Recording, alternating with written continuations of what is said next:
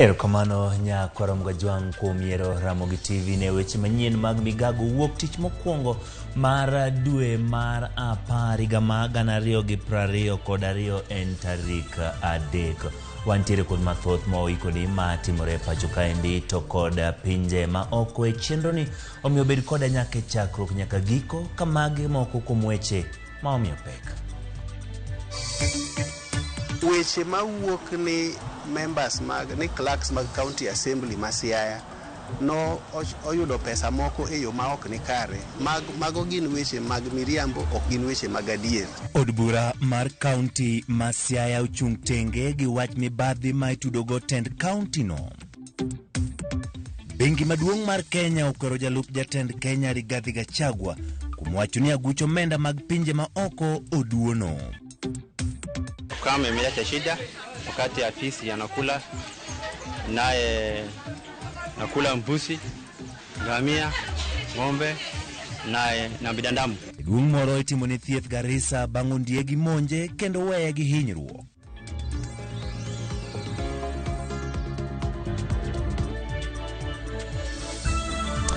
Machiegni nyakoromogi nyalo tudri koda kokale namba ma tudruok mar 3-600 bende yudo achiel kachiel kokalo e page marwa ma Facebook mar Ramogi TV. Bende nyalo yudo achiel kachiel e Twitter bende @Ramogi TV to kod e YouTube Ramogi TV. Nyinga Ochieng' Emmanuel. Obro chako eni e kinde twak makende kod od fwambo mar Citizen. Jalupo jatend piny Kenya mano Rigathi Gachagua e pare ma Madhire County ma Nyeri owacho ni Kenya kwanza biro jiwo ohala e kind rowere, loso ng'iyo e kind obila kod bad migawo mar okwach kich e kind mamoko. Walter Nyambaga nigi ler mathoth. E twak mare, jalup jatend piny Rigathi Gachagua medo siro chenro moyango ni gin godo mar jiwo ohala matindo kendo chwalo mbolea ne jopur kaka yor nyayo chiemo kod gero chumi. Give the hustlers 50 billion for them to enhance trade, for them to trade, for there to be money in circulation. Give people fertilizer, give them seedlings. Once we spend money of production, in another 2 years, this will be a great country. We have inherited a dilapidated country. We have no money. We have a demoralized public service. We need to restore the dignity of the public service. We need to boost their morale for them to be productive. Gachagua wacho ni bad migawo mar obila kod mano mar okwach kich e koro nyaka rangi malong'o ahinya to koda ka yore mag yuto margi kendo yore gi mag tich. We are going to form a task force to review the salaries and remuneration of police officers and the terms and service of their work. The last time police welfare was looked at after was the tenure of President Mwai Kibaki. We are not an actor. We are looking for a professional DCI. Why DCI officers are in civilian clothes is because they are supposed to be discreet, so that they are able to carry out investigations in a discreet manner. Ewi okang' mar gwelo moko kuom jotend migepe manigi buche doho, Gachagua wacho ni onge rach moro amora ka olero ni podi biro gogi kogno. The principle, the law of natural justice says no man should be condemned unheard. Until a case has been heard, people have been cross-examined, and a determination has been made, you cannot condemn somebody. It is against the Constitution. Let us be fair to everybody. These politicians cannot be judged differently from other people. Those cabinet ministers, if they are cleared by parliament, will take their position. In the unfortunate event, or whatever it is, that they are convicted, they will lose their jobs. Gachagua medo ni obiro rito do mondo ng'ad bura ewi omenda mane ong'wan kod sirikal mokalo kani itude kod mibadhi. That process is ongoing. When it is concluded, either way, you'll be the first one to know. It is not some money that has been put somewhere because I'm deputy president, I just go and pick it. I believe in due process.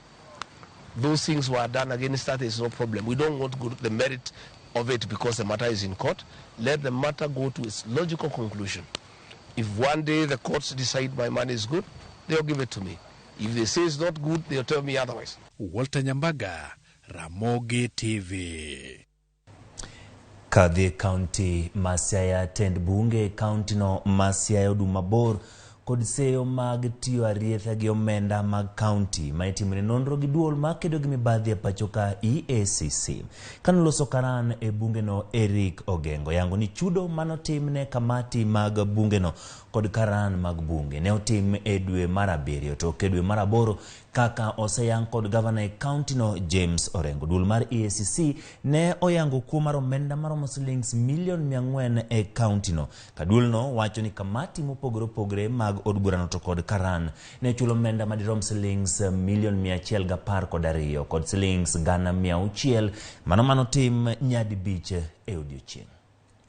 Weche mawuok ni members ni clerks mag county assembly ma Siaya no oyudo pesa moko e yo ma ok ni kare.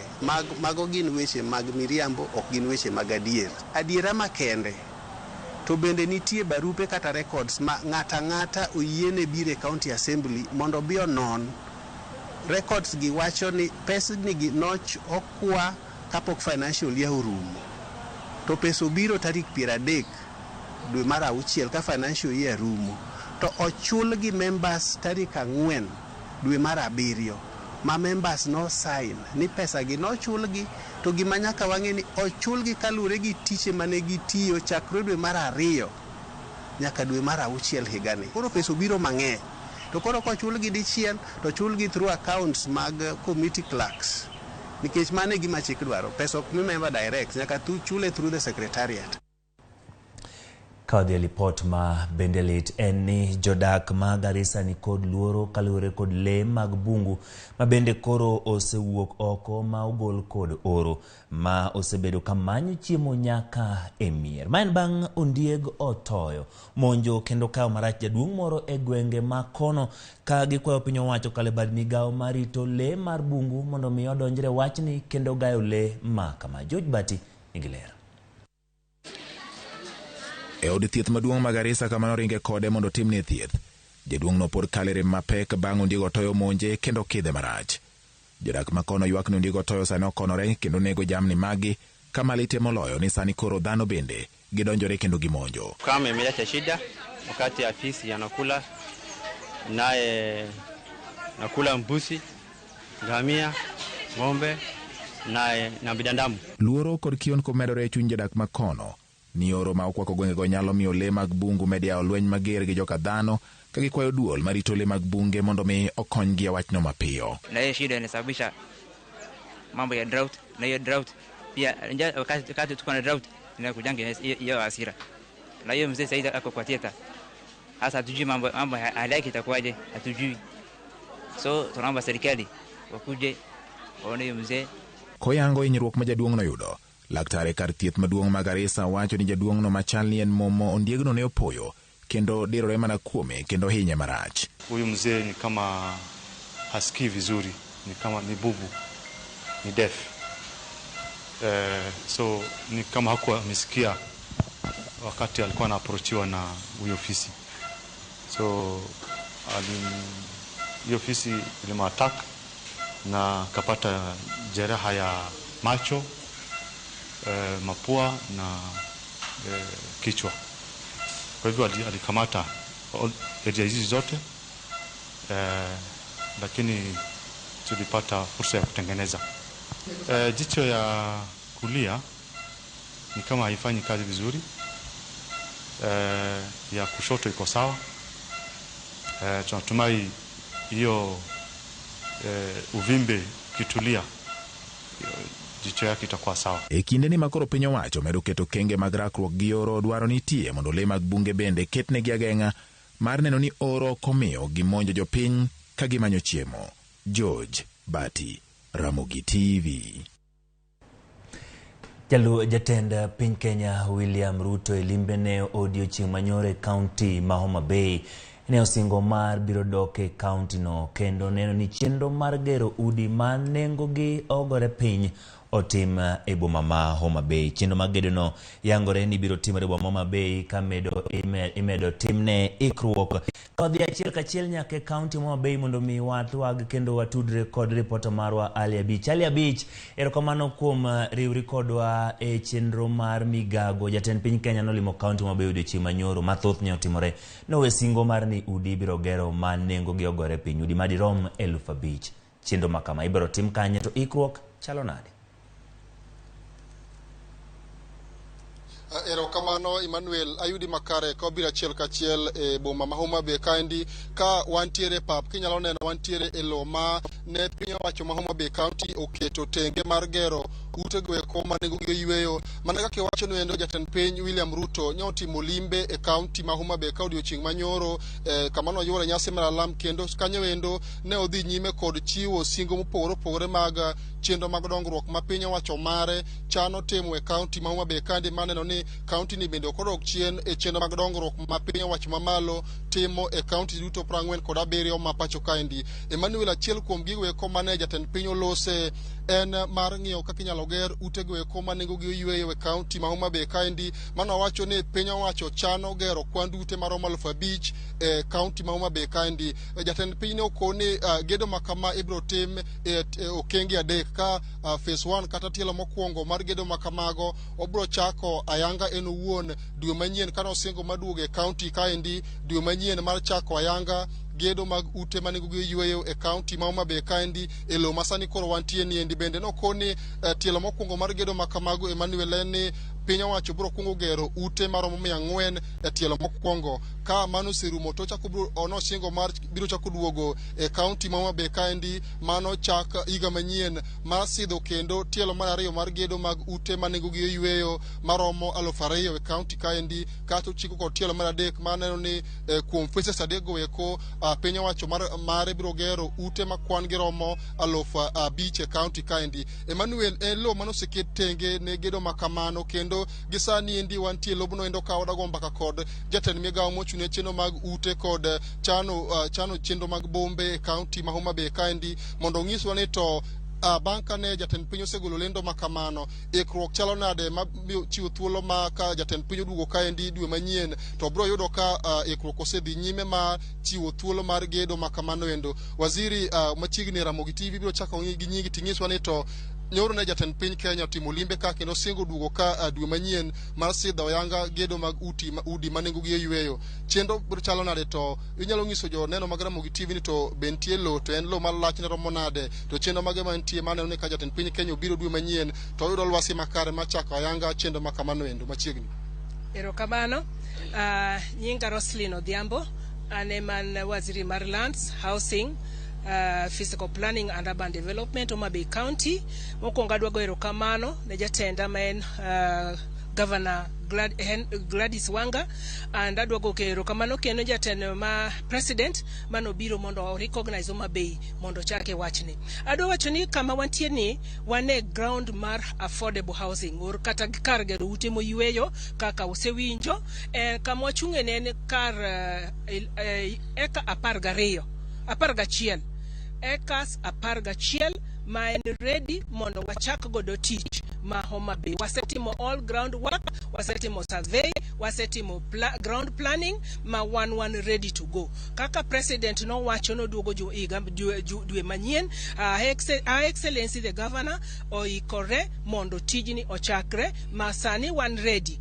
Gige waduto wan godo piny wasetimo planning koro modong dibedo mana the nitty gritties matindo ming'yo nango kama wachunge ni previous plan icho wan godo nwanyalo kete ute 2,000 koro ka president dhi chako to dhi medo mbele space nitie and one ready.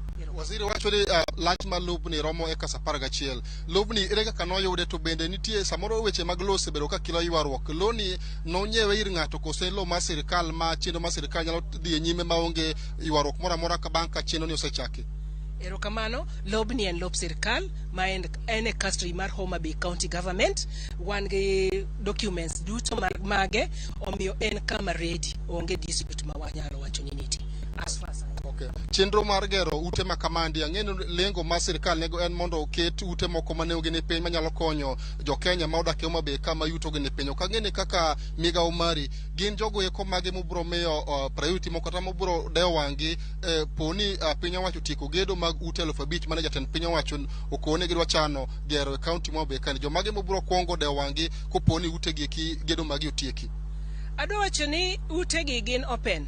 To adiera kamoro amora nyaka bed gi enablers mag development. Wan gi university manyose mi charter manyien, man gi staff, nigi students, to kar gidak yo kama gidage onge. Wan go hospital, wan gi police force, so nitie wan gi generally government officers nitie mang'eny manyalo ng'iyo udi ka manyalo bede mondo dagie. En open to the community as well as the employees. Kiwacho ni jo tije mag sirkal nyalo biro nyiewo ute kaendi ma mondo dage, to dwaro mar piny owacho en ni mondo japiny ma yuto ne piny oyud thuolo mar dak maber ma oko otiyo kod pesa mang'eny momiyo gero ute ma nengo gi yweyo gi. Kang'e ni japiny ma kawaida kuom ranyisi wan gi kuonde dak mongore e kaunti e boma ma Homa Bay kaendi kama oting'o Shauri Yako. Bende japiny modak e kar dak ma Shauri Yako nyalo biro yudo thuolo mar dak e ute gi poni piny owacho tieko chenro mar gero gi ma ok ni mana jo tije mag sirkal kende. Erokamano kaka wacho ni en open to all citizen ma Homa Bay o include makata wacho mana the beginning to oka wacho ni olornegi jo piny ma oyuto gi ni piny biro bedo gi thuolo mar on udika nikech kaka wacho ma en site achiel kende ma iluongo ni affordable housing site man gi 11 acres an gi moko kendo 2 marked areas ma bende idhi gedie to mae ma wachako godo omiyo Homa Bay ni ready mar keto affordable houses to all the citizens around give mabiro bedo able to buy. Waziri waseneno ka lobni bedo ka kum kinde malach nyaka nuket signpost ka mar gere chakre sani nyaka dwe manyien ma jatend piny biro duogo ka mar chako yanga gedo makama. Gin ang'o gini ma county government ma Homa Bay kadwa timo ma ka jatend piny biro to yudo ka chenro ne kare ma onge ng'ikruok moro amora manyalo bedo matame chako yanga gedo mag ute ma nengo gin e piny gi. Erokamano sama gima koro dong' en collaboration gi jo technical team moa national to gi mane ground. Ka wacho technical team in mana fine tuning mag survey, planning and approvals. Mago are simple things modong mawatimo. Mago ok nyal kawo long nikech en government to government ok odhi kawo walong. To gik modong machalo kaka documents mag law mago to nitie. Koro emomiyo wacho ni one ready to go.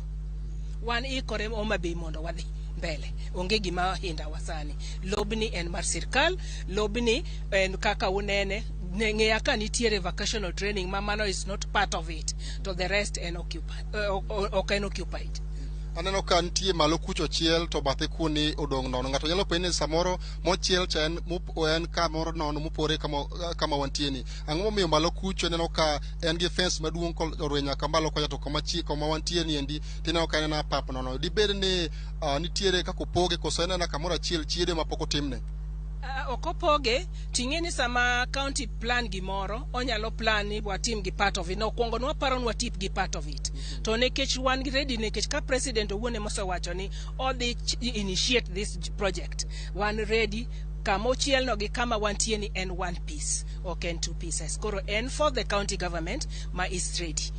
Kwa tieko ok ang'ene wach mane minyalo bedo go mogik kana ng'ato ne joma samoro bedo gi siso mar neno ni ka ute ma nengo gi ywego tie ger to ginyalo biro do thuolo mar dak e ute gi eki kalore kod yuto ma samoro bedo matek e county ka.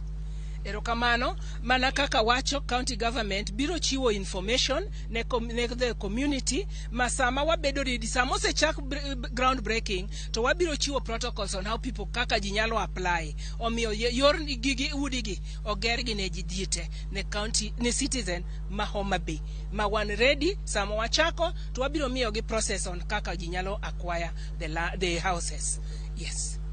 Emmanuel Ochieng mano wagomba kachiel kod jatend migawo ma ochune chenro mag lope kod dongruok mag bombe kaunti ma Homa Bay kaendi ka iwinjo kako keto e ler moko kuom ikruok ma giseketo maneno ni ka jatend piny Kenya William Ruto biro dugo kendo e kaunti ma Homa Bay ka dwe manyien mana kaka ne osesingo to biro ka oseket lwasi makare mar chako ayanga gedo mag ute ma nengo gi yweyo e kaunti kaendi kano koni gedo makamano biro tim e okenge mopogore ka tielo mokwongo mar gedo ma kamago ibiro chak kod gedo mag ute 400 kapok gidhi e gedo mopogore mamoko. Emmanuel pod wabiro kawo pach jodak e kaunti ma Homa Bay kaendi mondo ginyiswa ni to giparo ang'o kata gin gi paro machalo nade kaluwore kod lendo ma jatend piny ogolo mar chako duogo e kaunti ma Homa Bay kaendi e kelo chenro mag dongruok mabiro konyo jodak e Homa Bay kaendi. Emmanuel. Erokamano Ali Abich, mana ka depo ka wida penjo mondo mi penji jatend migawo ni to jopiny ng'e ni chenro ma kama gin ga gi geno mar yudo tije. Bende kibiro time gibiro neno ni jopiny oyude kamoro ma gin be ginyalo yude mathin ma gikonyorego nikech dongruok ma kama ka biro kor gweng' to jopiny wacho ni eri biro tim gedo. To bende wan obo bedo gi kamoro ma wanyalo yude gimoro. Inyalo penjo ni to giseketo chenro mage kata gibiro keto chenro mage maneno ni jopiny bende oyude gimoro ma ginyalo ndong'o kowuok kuom dongruok ma kama. Erokamano Emmanuel. Waziri kapok achaka weyi, ang'e ni sama chenro ma kama itimo, sama gedo ma kama itimo, nitie thuolo mag tije kochakore odiochieng' mokwongo ma okunye foundation michako gedo ni endi nyaka chieng' moro tie gedo mag utegi. To ang'eyo ni lok mag tije bende okwako piny Kenya, achiel kuom Homa Bay County bende okodong' chien. Ok ang'e ni chenro mage mubiro keto maneno ni jogo modak e kaunti Homa Bay kama samoro onge kod yore mag tije boyudo thuolo mag dhi nyime kod chenro mar gedo ka mondo gin bende giyud gima inyalo dog e udi ka gikonyore godo. Kamano sama watimo planning all along waseng'eyo ni jothurwa dwaro tich, omiyo wadhi involve the local labor mondo jo community ma mondo ti, unless ni kama ok wanyal yudo specified labor ema biro bedo sorted from elsewhere. But meanwhile wadhi tiyo gi state government department, wadhi tiyo gi the local county government departments and the local community where expertise is required kanye mo wabiro time wabiro ikele joma oko. To aparo ni High Excellency nigi paro maber ni jo youth mane county ni, en gi paro maber ni artisans mane county ni, en gi paro maber ne joma mine. Omiyo gini dhi kata sama gedo dhi mbele ni wageno no dhi improve economy is mana mar improve the local mwananchi, mama mboga gi the youth. Erokamano. Emmanuel, aparo ni kaka winjo ka waziri wacho no en ni gedo ma kama ka chakore to okoni nyaka sani koro jogo eko ma nigi lony kata jogo eko ma jotije mag lwedo osengo ne gibiro kawo e county ma Homa Bay kandi maneno ni pesa mabiro wuok kaendi pod biro dhi nyime koluwore mondo konye bero ngima jodak mantiere county kaendi. Emmanuel. Erokamano Ali Abich kuom miwalera ma chal kamano kowuok e county ma Homa Bay. Nyakorom gajwang' mano kanyo reporter marwa Ali Abich ka entiere county ma Homa Bay boma Homa Bay kamochungo nen kama bende korichano timie gedo mag udi mane osing kod jatend piny Kenya Duchi Manyoro kano timo limbe county Homa Bay kama ne oyango ni obro dok e limbe e tielo mar ariyo kombo yawe chenro mar gero udi mago ma nengo gi olwar gi kanye moka yuwa mokwongo. Kata kamano kik dhi mabor, pod wantiere gi mathoth moiko ni chenro mar Migago.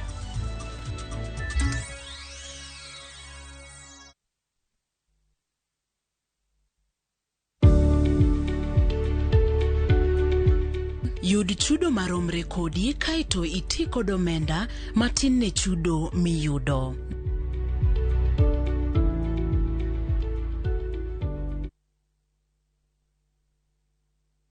Tenbob, Ashu, Kinde, Ekomi, Abar, Ikomi, Mahumi. Kwa shilingi 10 tu, Shabiki.com inakuletea nafasi ya kushinda $300,000 kwa jackpot mpya ya Major Leagues. Hii ni jackpot iliyo na mechi 9 kutoka ligi kubwa duniani. EPL, La Liga, Serie A, Bundesliga, French Ligue 1 na ligi zingine kubwa. Tuma neno MJP kwa 29063 for a chance to win 300,000 shillings daily. Major Leagues Jackpot. Cheza na 10 bob kila siku. Not for persons under the age of 18. Betting can be addictive. Play responsibly. Shabiki.com is authorized and regulated by the BCLB. License number 4.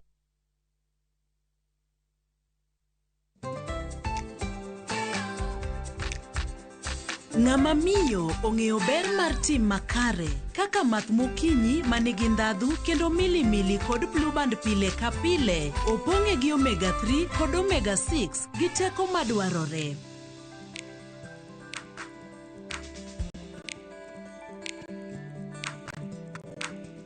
Math mokinyi gi blue band dongruok mag gi makare pile ka pile.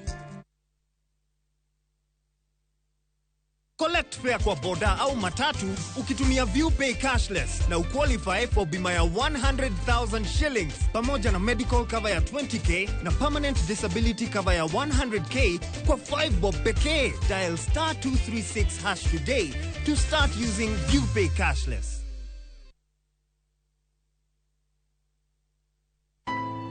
Wund koda ndhoga timore pile ka pile, to joma onge ketho ema hinyore ahinya. Apo mi ywak malich. Kata kamano, hera pod riore kendo medo lo. Aheri ahinya to. Ka joma moko geng'o joma gihero kuom yudore. Hera mar anyuola medo mana loyo. Watekae wananyuola achiel. Thapki wuok tich nyaka ngeso saa 2:15 mar otieno mana Ramogi TV.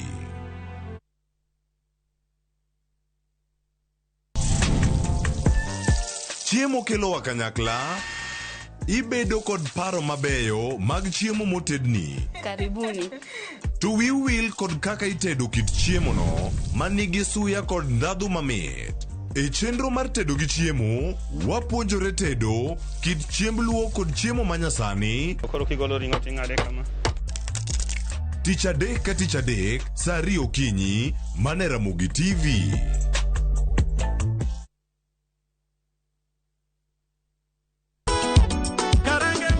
Gima wan go gadier ni wang'eyo en thum, to ok thum athuma, thum mamit sidang'. Wakelo thumbe ma ukwayo. En rege owake. Wawinjo mine mogwedhi gi duol mamit. Waparo nu chien gi thumbe machon muero. Wadonjo kod sukus e sama chon. Kitai kod DJ Vic, mana e ngoma owake. Pile pile, kik bai kata matin.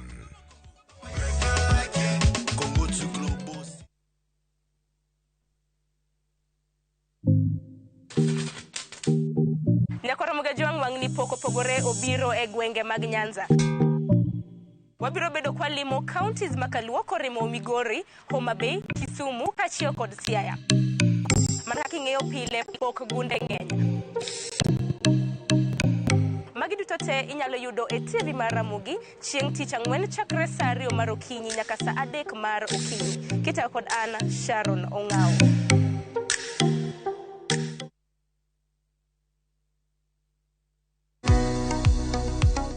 Be in kod penjo mora mora? Hello, penj laktar. Hello, daktar. Kata paro ma osebedo ka chandi ne wach ngima kod thieth. Wakeloni puonj maleo moa kuom lakteche molony e yore thieth te. Biro tero wachiel kachiel e yor puonj. Koro ka laktar oseneni wacho ni nigi tuo mar kansa, ma ema bedo ga stage mar 2. Chieng' wuok tich nyaka tich abich, wakeloni lakteche mopogore opogore mabiro puonji gimora mora e wach thieth kod bedo gi ngima makare. Riwri kod Ruth Otieno saa 12 e penj laktar mana e Ramogi TV.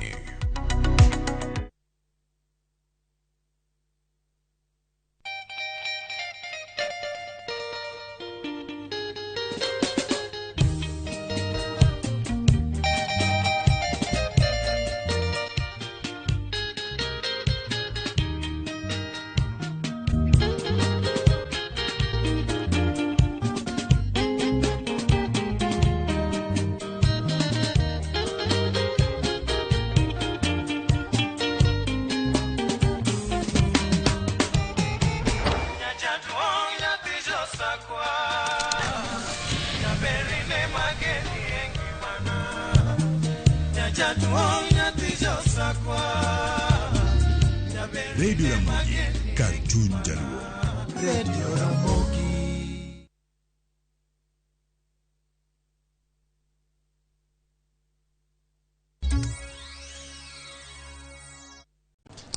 Erokamano nyakoro Mugajwang' kuom medo kete e Ramogi TV. Gima duong' ma pacho ka CB kwedo wach mane ogol kod jatend piny Kenya Rigathi Gachagua wacho ni nok mar omenda kata dollars nitiere okang' mane olero ni osewala. CBK wacho ni piny Kenya ni kod dola moromo kaka chik dwaro kendo moromo kelo mwandu e pinje maoko kuom thuolo mar dweche 4. Mana kaka Edino Koth leronwa ma koro pogruok ma okuongo yangore e wi chal mar ochumi e kind jotelo ma nyocha oyier kod CBK. When you do roads, it's for the people. E twak mare kod jofwambo mag Citizen TV manotimore dala ne Nyeri, Gachagua ne olieko ni johala makelo modhi mag jamburko sani ni kod pek mar kelo mwanduno nikech nok mar dola. Gachagua bende ne owacho ni kinde mokalo moko kuom bengi ma pacho ka ne timo ohelni mag uso dola e tok chik, okang' manomiyo ohelni magolo mwandu e pinje maoko ne odwa lwar. Why there was a forex problem is because of state capture.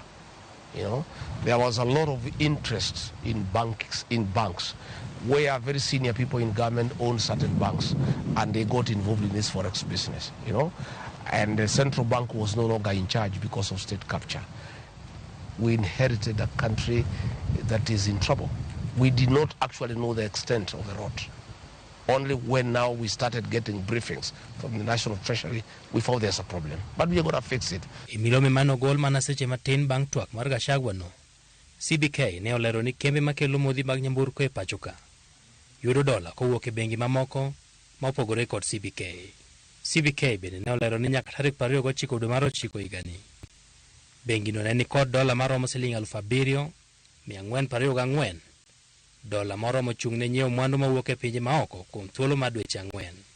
Kenya nyiewo mwandu mawuok e pinje maoko maromo siling 2.1 trilion higa ka higa, omenda ma nyaka yudre kido mar dola mondo eka mwandu go chop ne oganda.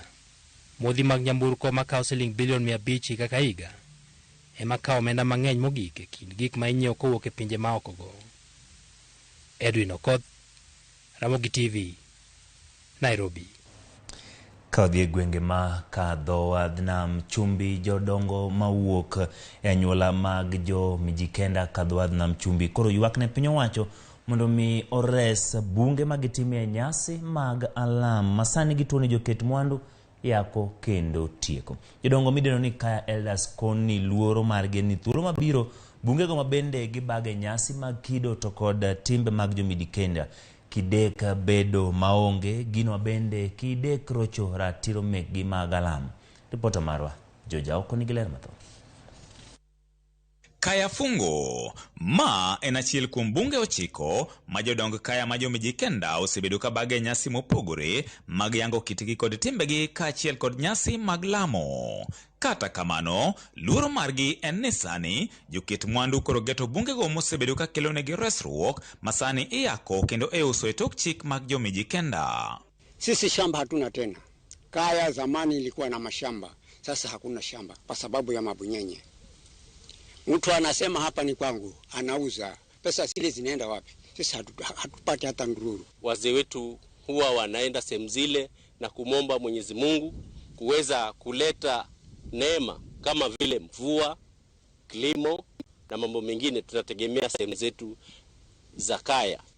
Galia sasa hivi tulivyo, tunakaa na tunafanya kuangalia kimila inakwenda namna gani. Tokato bedo ni bunge go ne okete lwet Kenya National Museums of Kenya mondo mi oritgi, gikoni onge okang' malong'o moseketi mar garo joyak lope. Giywak ne jatend piny Kenya Migosi William Ruto mondo mi koro donjre wachno mar yango joket mwandu ma olap dhogi ndong' ne lopego mondo mi oduoggi kendo chiwnegi oboke mag lopego kata title deeds. Wajue mashamba yetu tunayataka wenyewe, watu wa Kaya. Yarudi. Kuna vituo walichukua na huko nje utafanya kusikia shamba imeuzwa na muuzaji humjui. Ni haya mabunyenye. Utauzaje wewe shamba si ya babako na si ya ndugu yako? Kwa hivyo tunataka title deed kutoka huko kwako wewe ije hapa Kaya. Na kuna sehemu nyingine ambazo zimechukuliwa. Kuna Kasaka Kanae, Mirihia Kirao, Ngoleni. Hivyo vyote tunataka virudishwe hapa Kaya. Zile sehemu ambazo tunazifanyia kazi zimechukuliwa. Kwa hivyo Bwana Rais, tunakuomba sana, maadamu umetuahidi utufanyie bwana. Wazee wanapoomba mvua hunyesha. Wazee wanapoomba vilimo vyetu huwa hatuwezi kukosa. Na haya yote yanafanywa ni kwa sababu ya hawa wazee. Na kama tutawaacha, nikusema kwamba sehemu hii yote huenda ikaathirika kwa kiangazi, na kiangazi kinapokuja huanza kuua mifugo na baadaye huua hata binadamu. Jodongo go bende koro jiwo jotelo mane oyier kadhodh nam chumbi mondo mi jowuog oko motegno mar kedo ne bunge makamago. Gikone gimor gi kwan jotelo mane jatend piny Kenya William Ruto podone gi lemo, omiyo gikwayogi mondo mi giti kanyakla mar kelo ganda duto modak kadhodh nam chumbi kanyakla maonge dewo weche mag chama. Viongozi wote wa kisiasa hapa Coast, ni wakati wetu mzuri wa kwamba mshikane, nafasi kama hizo ambazo tumeweza kuzipata tuweze kuzitumia kwa manufaa ya jamii ya Wapwani. Huu ni wakati ambao tunaweza kumaliza yale matatizo yetu sugu. Kwa mfano kama yale masuala ya ardhi, kama kule Kisauni hivi tunavyoongea kuna family 556 hazina makao, na ni kwa sababu ya mabunyenye. Nyinyi mliopata viti hivi mulisema kaya ikiwa mutatoa total deed moja. Total deed moja hata moja hakuna.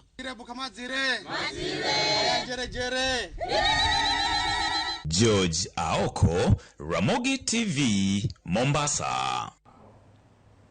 Kawuok e kaunti ma Mombasa odhi kaunti ma Samburu. Gavana kaunti ma Samburu Lati Lelelito limo gwenge mag Baragoi, Maro to kod Samburu Manyandwata kendo bagoromo mag kwe kotene kod jalupne Gabriel Lenengwesi Senator Lelegwe, jodbura Eli Letilipia kod jodbura moko to kod jodbura ma Wakeini e kind jotelo moko. Ne obago romo ka twak kod oganda mowuok e dhod Turkana to kod Samburu ma osebedo ka yware wi kuonde mag lago jamni. Ne oyango ni oganda duto mantie kaunti ma Samburu kod mago ma Baragoi gino wete ka oro emose kelo ywaruok kod kedo makinde ka kinde ka gikwayo piny owacho mondo oneni giyudo chiemo mag kony ka achiel kod pi. Jodbura Eli Letilipia ne osingo ni gibiro timo duto maginyalo mar kelo kwe ka ukwayo jodong mowuok e dhoudi ariyogi mondo riw wi rowere ka gilago jamni kamoro achiel. Thoth rowere osewito ngimagi kinde kedo mano moserocho kwe e gwengego. Tumekubaliana kama viongozi na wazee na vijana wetu kwa tutaishi kwa amani. Tumekuwa na mkutano kwanza ya leo asubuhi na vijana warani ya Waturkana wote, tukasikizana hivyo. Tumekuwa tena mkutano na warani wa Samburu, tumesikizana amani ndio njia. Tumesema kati ya wiki mbili wasee wa Samburu na wasee wa Turkana watakutanisha warani wote wawili ndio waweze kusikizana kukua mandugu. And the next week the community elders both sides are going to be meeting regularly to talk. And then 2 weeks from now, next Saturday, we are going to have a mega meeting between all the communities, including the young people from the Turkana and the Samburu community. It is of note that that's going to be the first meeting these two communities have sat together ever since this conflict began. And it is also a very, very important day because the main actors who are the young people are going to sit together that day.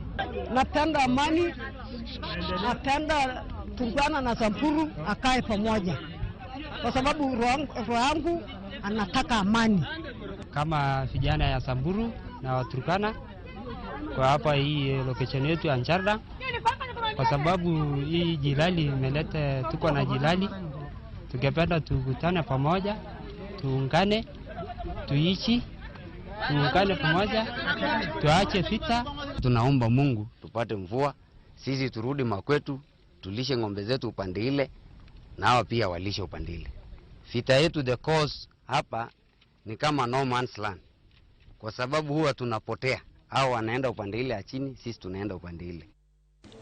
Kapod wantiere gwenge mag Nyandwat ma piny Kenya, oganda modak e tong' mar Kenya kod Somalia nobago romo mar kwero mabro dhi kuom ndalo 2 gweng' ma Handaki mantiere kilomita machuok kende kowuok e tong' mar piny Kenya. Romo no kero kamoro achiel jodongo kod mine ka bende ogeto rango weche mag bero kwe. Ndalo machuok mokadho ji maromo 12 ne onegi kod kweth njore mag Al-Shabaab kilomita machuok kowuok e tong' mar Kenya. Negisingo tiyo kanyakla kod kweth mag arita kwe ka gichiwo malingling kendo bedo akicha ka jod bura ma Wajir East Adan Daudo yango dwaro mar kelo apisi mar choko suru e tong'no kendo bero weche mag ohala e kind pinje ariyo.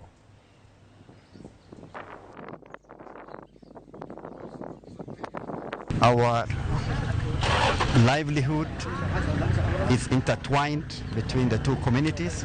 We have agreed and resolved that we will secure the peace. We have agreed and resolved that we are going to maintain peaceful relations between the two countries and the two people. And we have also resolved that we are going to share the Migago resources between the two communities. Lakini serikali peke yake hapana inaweza kuchunga nchi. Mpaka sisi watu ya kijiji wakuwe na masho mrefu na msiko mrefu. Wajue adui yao ni nani. Askari peke yake hapana inaweza kuchunga kitu. Hiyo nayo tumeelewana. Wananchi wafanye na nani? Na wale ambaye askari wako hapa. Kama wataona kitu mbaya waeleze. Tungependa hapa ifunguliwe custom na mapaka ifunguliwe. Hiyo ni maombi ya kwanza. Ya pili ni mawasiliano katika upande mbili, tuchunge usalama yote pamoja na tuwasiliane kwa mawasiliano na usalama na upendo. Kodhi weche mag pur mag ochele, jopur e skim mabura ywagore kalure kod nok mar pi e puothegi moseweyo ka cham tuo. Jodago ne bagong'anyo nyaka pisi mar riwruok mochung'ne weche mag keyo pi nia e gwenge mag bura kendo chwalo ng'ur margi ne director mar chenrono. Giyango ni chal ma kama osekelo negi lal mathoth madirom shillings 200,000 ng'ato ka ng'ato. Meneja mar puothego Peter Orua okwedo sego koyango ni pige puothego yudore moromo kata bedo ni chwalo gi kinde mopogore opogore kama en kaluwore kod nok mar masinde magoyo kendo keyo pi e puothego.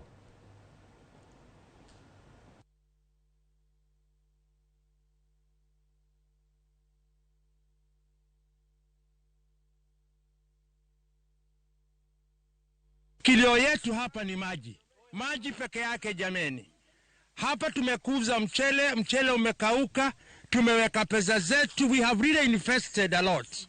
Na hiyo pesa sasa imeenda kukauka. Wengine wetu tumetoa pesa kwa mabenki. Alafu wanyama, tunakaa na wanyama paka kijijini ndani. Tumejaribu kuitisha watu wa KWS watuondolee mnyama ambaye ni mkubwa anaitwa nyati. Tunakaa naye paka kijijini, tunalala mashambani, tunakesha mashambani, kuna mayonda, kuna wanyama, kuna kila aina ya kuangamiza mkulima. Kuna shida imetufanya tutoke kwa mashamba mpaka kwa pump station kuangalia vile mtaro umekuwa hafifu, uwezi ukabeba maji wa kulima ya kutosheleza skimu.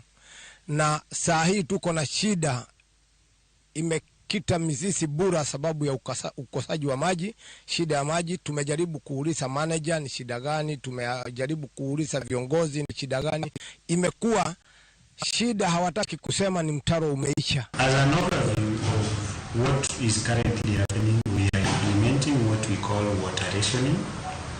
It means that farmers are accessing water on specific days based on the agreements that we've had with their leaders, and this is to ensure that the whole scheme can access water but on specific days.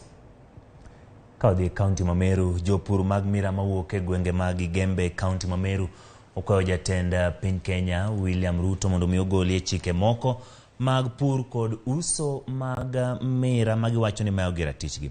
Jopurgo lero ni ok okaw pachgi kinde loso chikego, kakoro gimedo ni chikego kelo negi lal mathoth e ohala mar mira. Gikwayo piny owacho mondo ketnegi mbetre e pinje mag uso mira, kunyonegi pige kendo golnegi achudhe ma ogo tache sektano.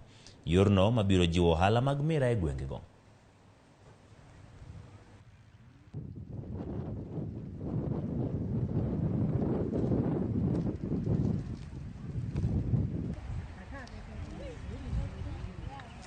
Kuna sheria Mheshimiwa Rais ziliwekwa na serikali ilikuwekwa hapo nyuma.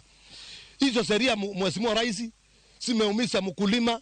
Mkulima hapati pesa ya kusomesha mtoto, mkulima hana kitu cha kukula. Kwa hivyo tunakuomba rais wetu, hizo sheria ziliwekwa. Wale makateli ambao ulisema utawaondoa pia wako pale, wamekalia hiyo mambo ya miraa, mkulima wa miraa hapati kitu. Kwa hivyo tunakuomba zile sheria ziliwekwa siondolewe mbali, miraa iwe soko huru kama zamani. Wakati ile alikuwa maua, hiyo kiboko wake tunaangalia TV kila siku, lakini hiyo kiboko wake tunaona hii afanya kazi. Kwa hivyo tunamuomba tu hiyo kiboko ianze kufanya kazi, kwa maana tunajua wale waisi ambayo wako hapa Wamira ni wa kutoka hapa Meru, Igembe North, Igembe Central ni wa kutoka hapa. Kwa hivyo hiyo kiboko kwanza itandike hiyo watu Igembe North na Igembe South na Central waanze kuona hiyo kiboko ikifanya kazi. Wadhi county ma Migori, Migago mathieth county ma Migori geto jonyuole campaign mar kedo gi mako iye ma ohiu e kind rawere. Chenro ma campaign ma kamago gerneno ni ngima nyithindo manyiri oriti kendo kik giyudre e obadho ma bende nyalo rocho somo to kod ngimagi. Ripota marwa Juma Nigiler. Mako iye momondo pod en achiel kuom midhiero madongo mayudo rawere e kaunti ma Migori. Lipot mawuok kuom migao mar thieth yango ni atamalo 20 mag rawere pod mako iye momondo e kaunti ma Migori. Kata bed ni kwan osedok piny ka ipimo kod kinde mokalo, jolony wechego mag thieth wacho ni kwan ni koro pod ni malo. Compare the last two financial years for the 2020-2021 and 2021-2022, it dropped from 20.21% to 20%. However, we have some sub-counties that are having rise, that is Suna East and Korea West, though we are still engaging the multi-sectoral approach, including the involvement of parents. Wasichana wetu wamekimbilia sana, hata wameacha kusoma, wengi wako na wamezaa, wamekataa hata mashule, hata wengine wamekaa nyumbani kwa sababu ya wamesashika mimba mapema. Migao mathieth kaunti ma Migori koro geto jonyuol e kor gwenge e ng'wech mar kedo kod mako iye momondo e kind rawere. Wakati ambapo kama mzazi haujakaa na mtoto wako kumweleze uzuri na ubaya, ama haumpi hata kitu anachohitaji, kijana anaweza kumshawishi kwa njia nyingine, amdanganya, ampe hata pesa, ampe kitu chochote. We engage the parents at community level and we encourage them to support the young people in terms of getting to know what are their issues and how best their issues can be involved. The parents are sensitized on how they can be able to address their young people, such that matters that they are not able to discuss with them as parents, then they are able to get those services to the nearest facility. E kinde twak margi oseyangore ni thoth jonyuol ok osebedo ka loso thuolo mar twak kod nyithindgi manyiri e wechego mag ritruok. Inastahili tuwe pamoja nao, tuwafike karibu na kuwafunza na kuwafanyia Kenya wanataka wazipate mimba ya mapema. Wazazi wa sasa hivi, yani kazi yao, mtu asatoka kazi, ni kuingia kwa nyumba yake. Anasema amechoka, hawezi akakaa akaongea na hao watoto. Wamama wazee hao wa zamani huaga wakipata muda wa kuongea na hao watoto wetu wa kisichana. Mbaka mamoko mabende gigo kinde maromo kod jonyuol en ka otenore kod wechego mag komo nyuol e kind rawere. At around 37%, so it has been on an upward trend.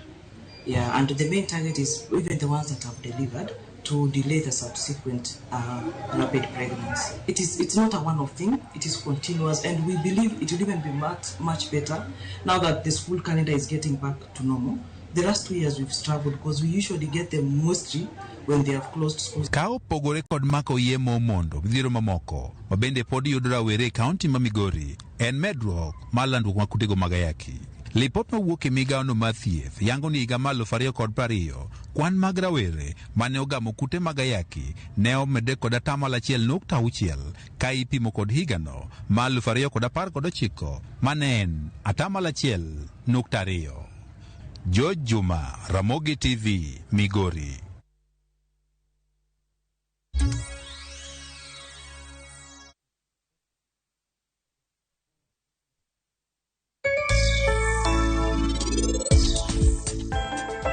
Machiegni jahera mar chenro mar penj laktar kokalo Ramogi TV kama wacho ni ngima en mwandu.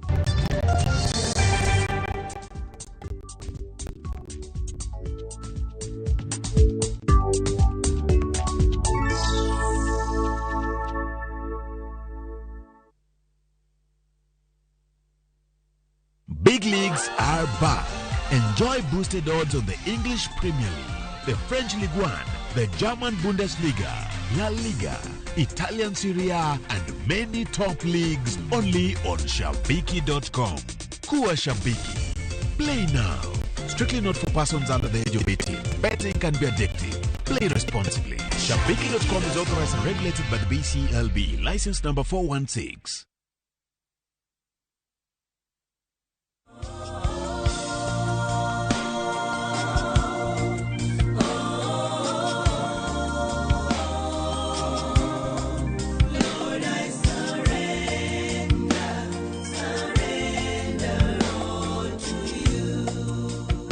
Kwa majina ni Brother Eno. Kupata wimbo huu I Surrender, kama wasikiza tuni yako, basi bonyeza *811*279#.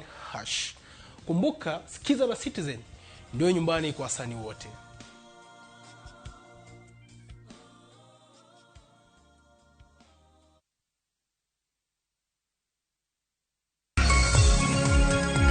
Nyakoro Mugejuang, chenro mar piny biro ni pile ka pile, wuok tich nyaka tich abich, chakre sa 12 nyaka sa 5 onyango, kama wakelo ni weche manyien kod nonro mar gazet. Wakelonu twak mong'ith, twak magero ganda. Chakre rupiny, wakelonu jolony ka warango chal mar piny Kenya. Kaeto, wadonjo nyaka chenro mar mbaka oromo. Ei mbakano, watude kod reporters magwa e kor gwenge, e counties mopogore opogore ka gimiyowa weche matuch. Magi duto inyalo yudo achiel kachiel e mbui magwa mag Facebook, Twitter kod YouTube. Tudri kodwa an Sharon Ong'ao. An Cleophas Oluoch. Kachiel kod an Joyce Oduor. Machiegni nikech ma en rupiny.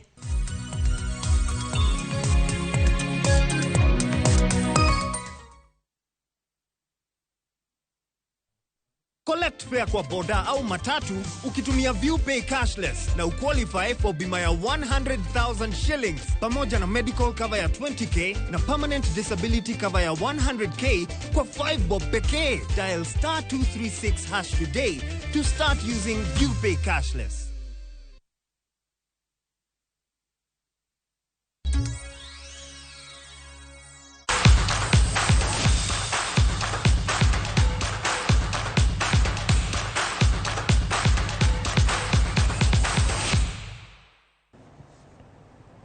Machiegni wadhi koro e pap kama ikinde ma piny mangima ikore ne odiochieng' hingo tuo mar dang'ni mar paro.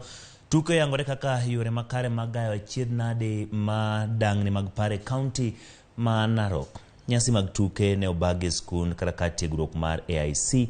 Ka tuke go ne oting'o ng'wech adhula e kinde mamoko. Ka jalup commissioner ma Narok ni Mageri beno yuoro e nyasi no. Rawere ne opuo chenro ka giwacho ni tuo ma dang'ni mar paro ok mi peke oganda mawuok Narok, ka koro kwayo mondo mi jodak ma kono yang tuono kaka achiel kuom midhiero e kind oganda.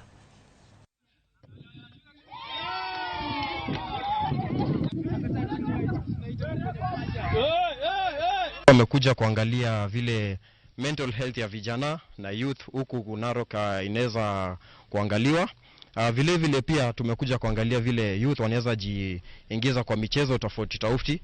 Tunaomba sasa stakeholders wote tofauti tofauti tujijumuishe, tujiunganishe ili tusaidie vijana. Vijana wakikuwa engaged kufanya vitu ambavyo viko na maana, basi hata utumizi wa hizi labda dawa za kulevya itakuwa inapungua kwa kiwango kikubwa sana.